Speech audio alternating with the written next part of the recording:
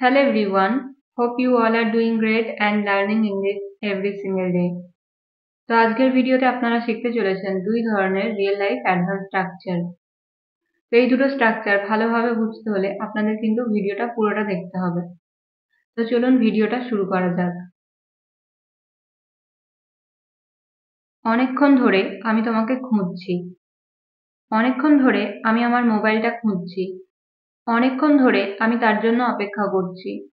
তো ফ্রেন্ডস, এই টাইপের বাক্যগুলো কিন্তু আমরা আমাদের ডেইলি লাইফে ব্যবহার করে থাকি। তো চলুন শেখা যাক এই টাইপের বাক্যগুলো বাংলা থেকে ইংলিশে কিভাবে বলতে হয়। এই প্রতিটা বাক্যে আমরা যে জিনিসটা কমন দেখতে পাচ্ছি সেটা হলো অনেকক্ষণ ধরে। অনেকক্ষণ ধরে এই কথাটা ইংলিশে বলার জন্য আমাদের বলতে হবে for a long. For a long, okay. তো এই টাইপের বাক্যগুলো ইংলিশে বলতে হলে কমপ্লিট সেন্টেন্স স্ট্রাকচার হবে সাবজেক্ট প্লাস হ্যাজ অথবা হ্যাভ অথবা হ্যাড প্লাস বিন প্লাস ভার্বের আইএনজি ফর্ম প্লাস অবজেক্ট এবং শেষে বলতে হবে ফর আ লং। তো এই হলো আমাদের সেন্টেন্স স্ট্রাকচার। এবার আমরা দেখব এক্সাম্পল। অনেকক্ষণ ধরে আমি তোমাকে খুঁজছি। I have been looking for you for a long. I have been looking for you for a long. আমার বোন অনেকক্ষণ থেকে তার মোবাইল খুঁজছে। My sister has been looking for her mobile for a long. My sister has been looking for her mobile for a long.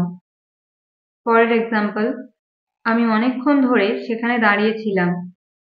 আমি অনেকক্ষণ ধরে সেখানে দাঁড়িয়েছিলাম। I had been standing there for a long. I had been standing there for a long. আমি অনেকক্ষণ ধরে তোমার আজে বাজে কথা শুনছি। I have been listening your nonsense for a long. I have been listening your nonsense for a long. সে অনেকক্ষণ ধরে আমাকে জিজ্ঞাসা করছে। He has been asking me for a long. He has been asking me for a long. So I hope আপনারা এই স্ট্রাকচারটা বুঝতে পেরেছেন। এবার আপনাদের প্র্যাকটিসের জন্য একটা সেন্টেন্স। আমি এটা অনেকক্ষণ ধরে মনে করছি। আমি এটা অনেকক্ষণ ধরে মনে করছি। এই বাক্যটার ইংরেজি কি হবে আপনারা কমেন্টে লিখে জানান। তো এবার আমরা দেখব 2 নাম্বার স্ট্রাকচার। চলো মেনে নিলাম তুমি ব্যস্ত আছো। চলো মেনে নিলাম তুমি কিছু জানো না। চলো মেনে নিলাম সে আজকে আসবে না। চলো মেনে নিলাম তুমি সত্যি বলছো। তো ফ্রেন্ডস, এই টাইপের বাক্যগুলো কিন্তু আমরা আমাদের ডেইলি লাইফে অনেক বেশি ব্যবহার করে থাকি। তো চলুন দেখা যাক এই টাইপের বাক্যগুলো আপনারা ইংলিশে কিভাবে বলবেন। তো এই প্রতিটা বাক্যে যে জিনিসটা কমন আপনারা দেখতে পাচ্ছেন সেটা হলো চলো মেনে নিলাম। চলো মেনে নিলাম এই কথাটা ইংলিশে বলতে হলে আমাদের বলতে হবে let's say that. Let's say that মানে চলো মেনে নিলাম। তো এই টাইপের বাক্যগুলো বলতে হলে ফার্স্ট আমাদের বলতে হবে লেটস সে দ্যাট এবং শেষে বলতে হবে সেন্টেন্স। ফার্স্ট আমাদের বলতে হবে লেটস সে দ্যাট এবং শেষে বলতে হবে সেন্টেন্স। তো চলুন এবার এই স্ট্রাকচারটা দিয়ে কয়েকটি এক্সাম্পল দেখা যাক, তাহলে আপনারা আরো ভালোভাবে বুঝতে পারবেন। প্রথম এক্সাম্পল, চলো মেনে নিলাম তুমি ব্যস্ত।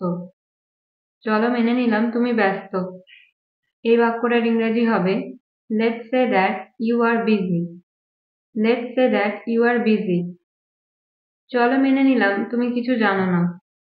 চলো মেনে নিলাম তুমি কিছু জানো না। Let's say that you don't know anything. Let's say that you don't know anything.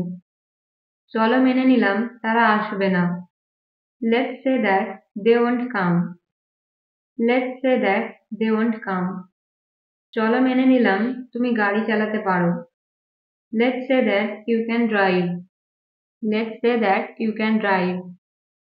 চলো মেনে নিলাম সে তোমাকে কল করেছিল। চলো মেনে নিলাম সে তোমাকে কল করেছিল। Let's say that she called you. Let's say that she called you. তো ফ্রেন্ডস, আশা করছি আপনারা এই স্ট্রাকচারটাও ভালোভাবে বুঝতে পেরেছেন। তো এবার এই স্ট্রাকচারটা থেকেও একটা বাক্যের ইংরেজি আপনারা বলবেন। তো বাক্যটা হলো চলো মেনে নিলাম তুমি ঠিক। তো এই বাক্যটা আপনারা ইংলিশে কিভাবে বলবেন কমেন্টে লিখে জানান। তো ফ্রেন্ডস, এই ছিল আমাদের আজকের 2 ধরনের সেন্টেন্স স্ট্রাকচার। আই হোপ ভিডিওটা আপনাদের ইংলিশ বলার ক্ষেত্রে কাজে আসবে। তো ফ্রেন্ডস, এই চ্যানেলে আপনারা যারা এই প্রথমবার ভিডিও দেখছেন তাদের জন্য বলে রাখি, এই চ্যানেলের প্লেলিস্টে অ্যাডভান্স স্ট্রাকচারের উপর একটা প্লেলিস্ট বানিয়ে দিয়েছি, যেখানে কিন্তু আপনারা প্রায় 200টারও বেশি অ্যাডভান্স স্ট্রাকচার পেয়ে যাবেন। তো অবশ্যই প্লেলিস্টটা একবার চেক করে নেবেন। সো আজকের ভিডিও এখানেই শেষ হতে চলেছে। আবার একটা নতুন ভিডিওর সাথে দেখা হবে। Till then stay happy and keep learning.